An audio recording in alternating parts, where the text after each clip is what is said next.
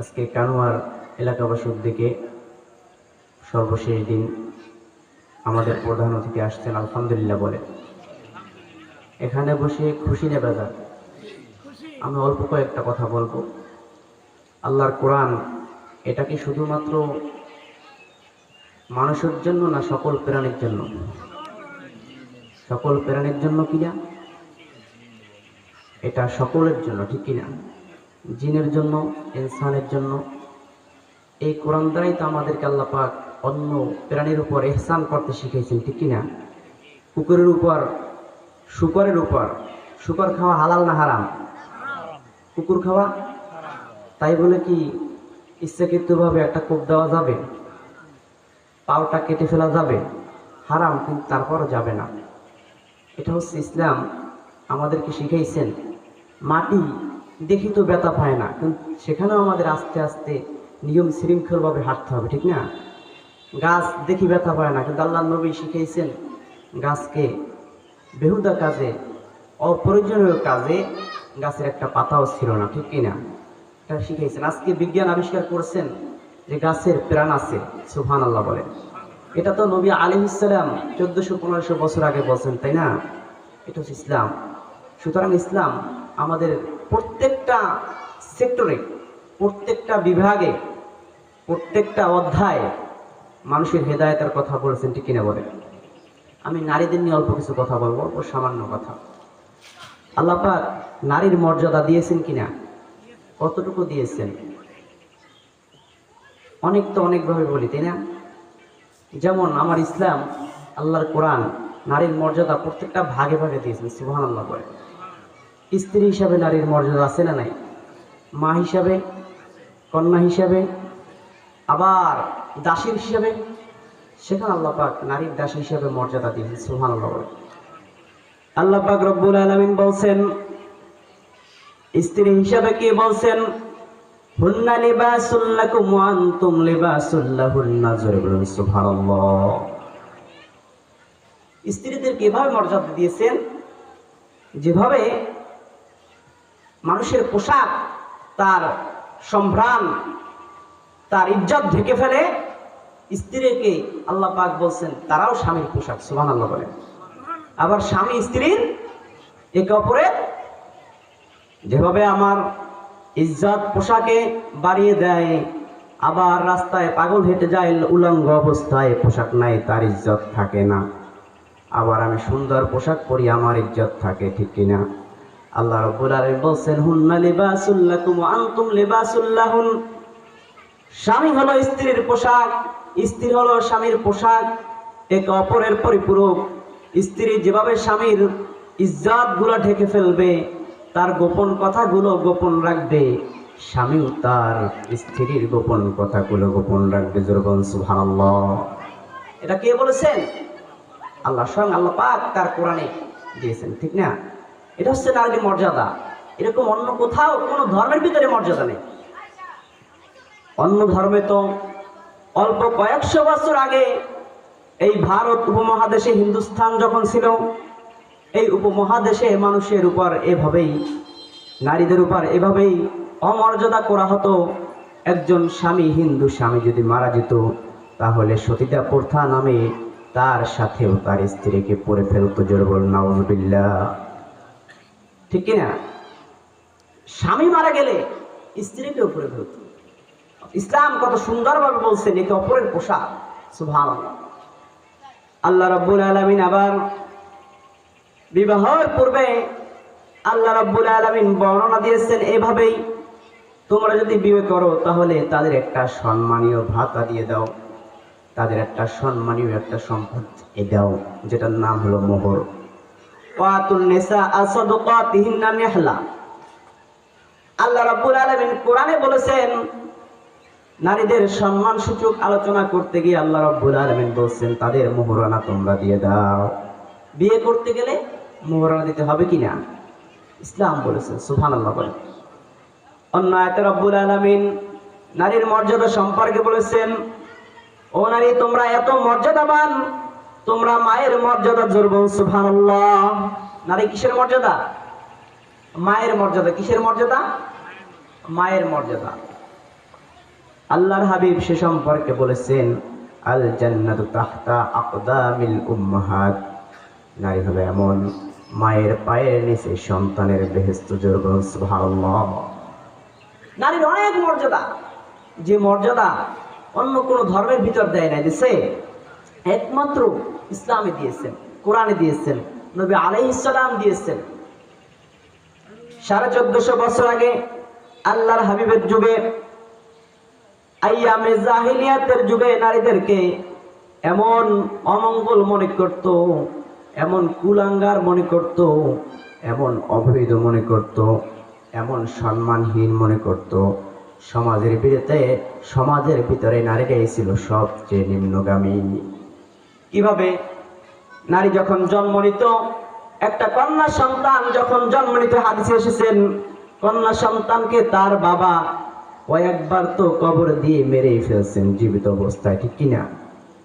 অথচ আল্লাহ রাব্বুল আলামিন হাবিব বলছেন, মান আলা জারিয়াতানি হাত্তা তাবলুগা, যার ঘরে দুইটা কন্যা সন্তান জন্মাবে, ওই দুই কন্যা সন্তানকে লালিত পালিত করবে।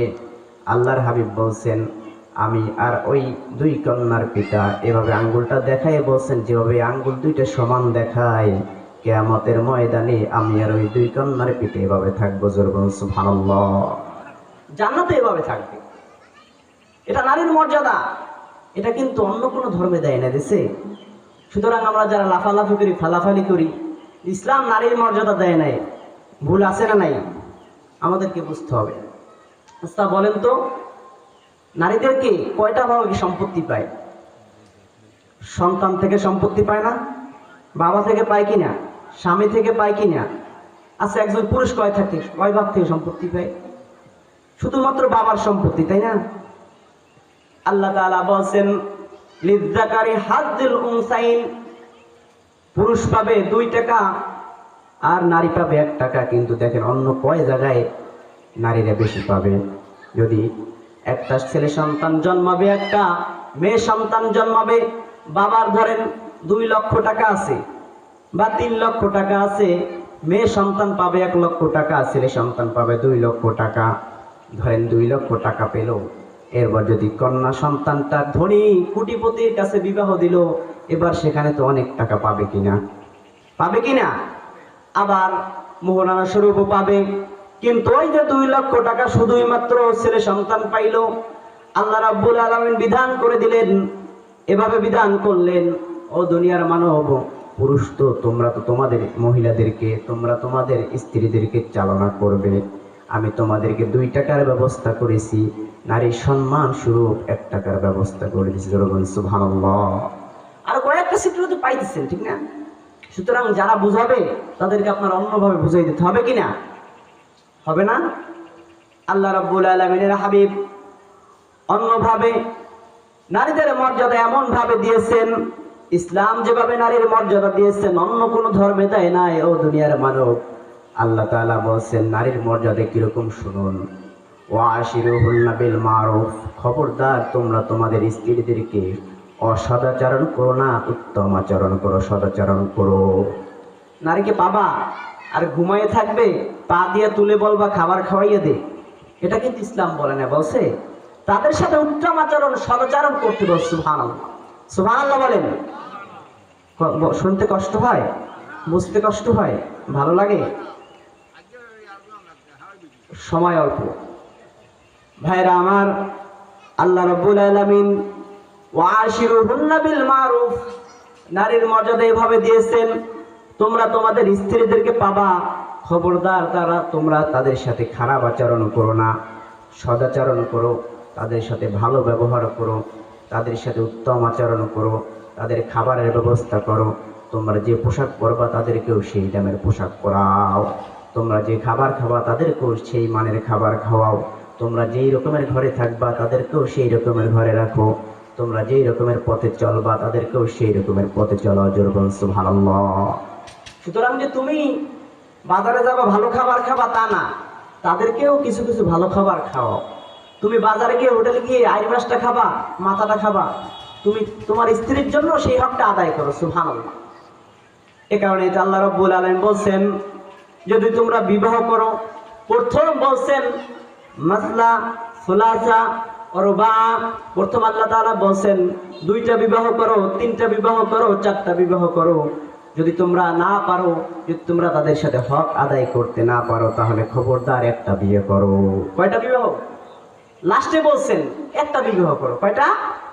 গুরুত্ব দিয়ে বলছেন লা ইলাহা ইল্লাল্লাহু মুহাম্মাদুর রাসূলুল্লাহ। এই যে ইল্লাল্লাহ ব্যবহার করছে না, এটা গুরুত্ব দেওয়ার জন্য যে খবরদার নাই কোনো ইলা আল্লাহ ছাড়া। এখানে আল্লাহ তাআলা বলছেন যে তোমরা 2টা বিবাহ করো, 3টা বিবাহ করো, 4টা বিবাহ করো, কিন্তু খবরদার যদি তোমরা সদাচরণ করতে না পারো, হক আদায় করতে না পারো, তাদের সাথে ভালো ব্যবহার করতে না পারো, তাহলে তোমরা একটা বিবাহ করো। কয়টা? সাথে 2টা 3টা 4টা বিয়ে করে লাফালাফি করলে হবে না, হক আদায় করতে হবে। এই হকের কারণে নিজে ভালো পোশাক পরবা, স্ত্রীর জন্য সামান্য পোশাকটাও কিনবা না, এটা ইসলাম বলে নাই। এটা সদাচরণ না। নিজে যেভাবে দামি পোশাক পরবে, স্ত্রীকেও তার সেই সমমানের দামি পোশাক পরাও। সম্মান কে দিয়েছেন? ইসলাম, আল্লাহ দিয়েছেন। কে দিয়েছেন? অন্য কোন ধর্মে এরকমের সম্মান দিয়েছেন? দেয় নাই। সুতরাং আল্লাহ রাব্বুল আলামিন তার কোরআনের কারিমে এত সুন্দর করে নারীদের সম্মান বাঁচাই দিয়েছেন, এত সুন্দর করে নারীদের ইজ্জত বাঁচাই দিয়েছেন, এত সুন্দর করে নারীদের মর্যাদা বাঁচাই দিয়েছেন, অন্য কোন ধর্মে দেয় নাই। সেই ধর্মের কথাগুলো আমাদের শুনতে ভালো লাগে না খারাপ লাগে?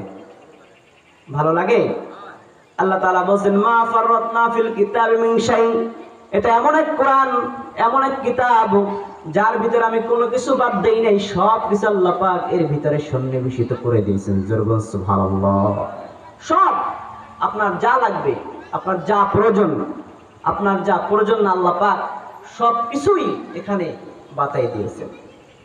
শুধুমাত্র এখানে 500 থেকে 600 550 মতো আয়াত আল্লাহ তাআলা বিধান নাযিল করছেন।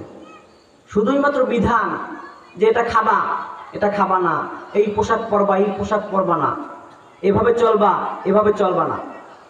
আবার পর্দায় থাকবা, শুধুই মাত্র যে পুরুষ পর্দায় থাক, নারী পর্দায় থাকবে তা না, পুরুষও পর্দায় থাকতে হবে।